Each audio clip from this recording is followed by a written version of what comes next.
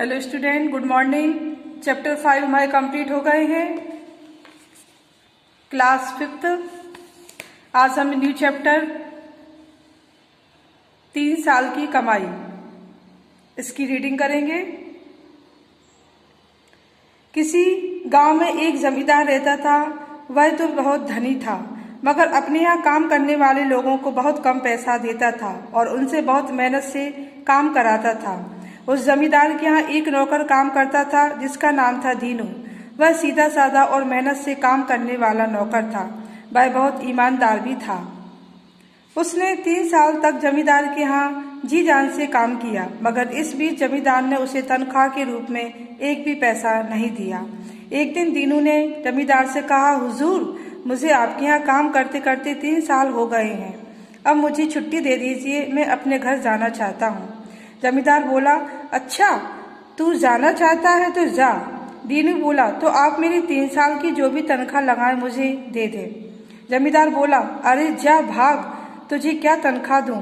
तुझे इतना भी काम नहीं करता था, तू इतना भी काम नहीं करता था जितने खा जाता है।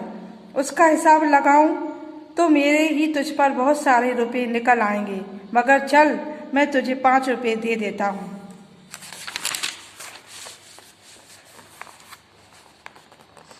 दीनू ने कहा, केवल 5 रुपए हुजूर? जमींदार आंखें दिखाते हुए बोला, लेने हैं तो ले जा, वरना ये भी नहीं दूंगा।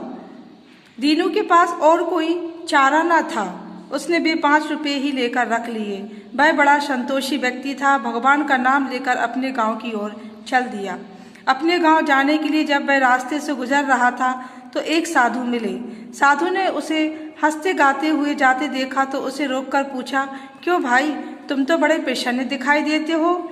इधर कहाँ से आ रहे हो और कहाँ जा रहे हो, हमें भी तो बताओ। दीनू ने कहा, मैं बहुत प्रसन्न हूँ बाबा, और फिर दुखी भी किस लिए हूँ? मैं स्वस्थ हूँ, मुझ पर किसी का कोई कर्ज नहीं, मेरी किसी से रार तकरार भी नहीं। 3 वर्ष की पूरी कमाई मेरे पास है, इससे अधिक और मुझे क्या चाहिए? साधु दीनू की बात सुनकर और अधिक प्रसन्न हुए। ऐसी बात है, जरा देखिए तो तुम्हारी 3 साल की कितनी कमाई है।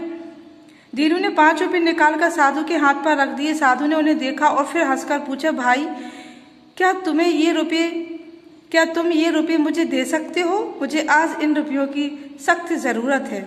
दीनू ने प्रसन्न होकर कहा, आप तो साधु महात्मा हैं। यदि आप कहते हैं कि आपको रुपयों की आवश्यकता है तो आप इन्हें रख लें, मैं तो और कमा लूंगा।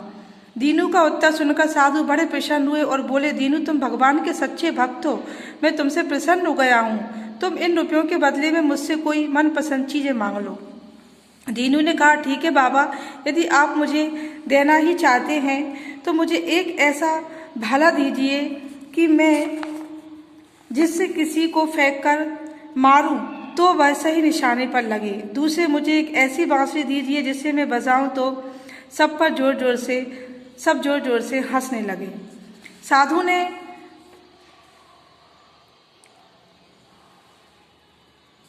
ने दोनों चीजें दीनू को दे दी और वहां से चले गए। दीनू अपनी दोनों चीजें लेकर हंसता गाता अपने घर की ओर चल दिए। रास्ते में दीनू को एक व्यापारी मिला। दीनू और व्यापारी बातें करते हुए साथ साथ चल दिए।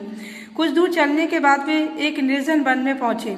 एकाएक चीता किसी झाड़ी में निकल आया और व्यापारी की ओर झपटा। व्यापारी घबराकर बोला, भाई दीनू, किसी तरह इस चीते से मुझे बचाओ, मैं तुम्हें इनाम में 100 रुपये दूंगा। दीनू ने कहा, अच्छा तो ये लो, और तुरंत दीनू ने चीते पर निशाना साधकर भाला फेंक दिया। भाला चीते के सीने के आर पार निकल गया और वह वहीं तड़प कर मर गया। दीनू बोला, लाओ अब मेरे इनाम के 100 रुपये। व्यापारी ने अपने वादे से मुकर गया। क्यों? कौन से 100 रुपये? मैंने कब कहा था? तुम्हारा कोई गवाह है? दीनू हंसकर बोला, ऐसी बात है तो तुम भुगतो। उसने तुरंत बांसुरी निकालकर बजाना शुरू कर दी। व्यापारी हंसने लगा।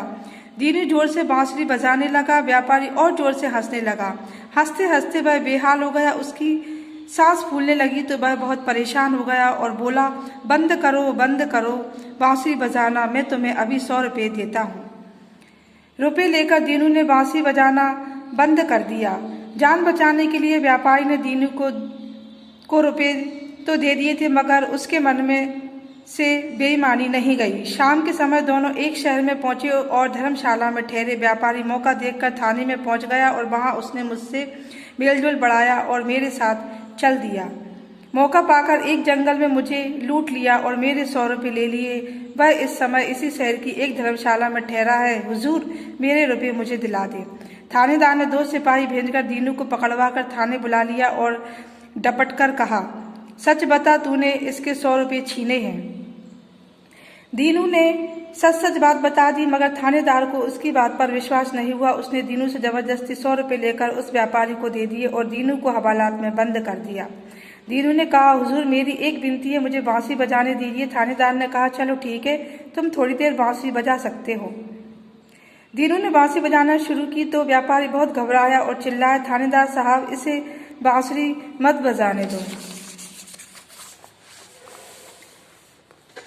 मगर इस बार थानेदार ने व्यापारी की बात कान ना दिए और दीनू को बांसुरी बजाने का हुक्म दे दिया। बस फिर क्या था, दीनू ने जैसे ही अपनी बांसुरी की धुन छेड़ी वैसे ही थानेदार, सिपाही और व्यापारी सब के सब जोर से हंसने लगे तथा थाने में ठहाका लगाते इधर से उधर घूमने लगे। दीनू ने बांसुरी बजाना जारी रखा।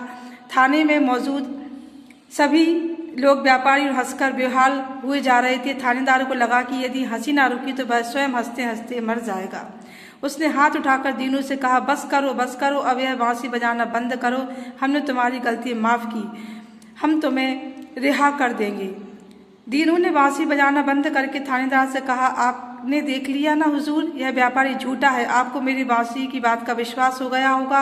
ऐसे ही मेरे पास भाला भी है, मैंने उसी भाले से चीते को मारकर इसकी जान बचाई थी और जान बचाने के बाद यह इनाम की बात से मुकर गया था।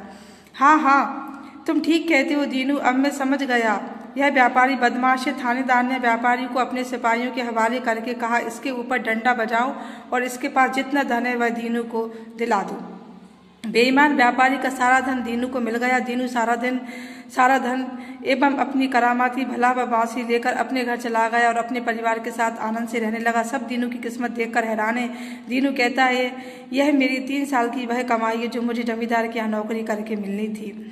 इस पाठ को पढ़ने से हमें शिक्षा मिलती है कि इस कहानी से हमें मेहनत और ईमानदारी से काम करना चाहिए तथा बदले में जो मिले उस पर संतोष कर लेना चाहिए। हमारी मेहनत की भरपाई कोई करे या ना करे, ईश्वर अवश्य करता है। Okay student, and good bye.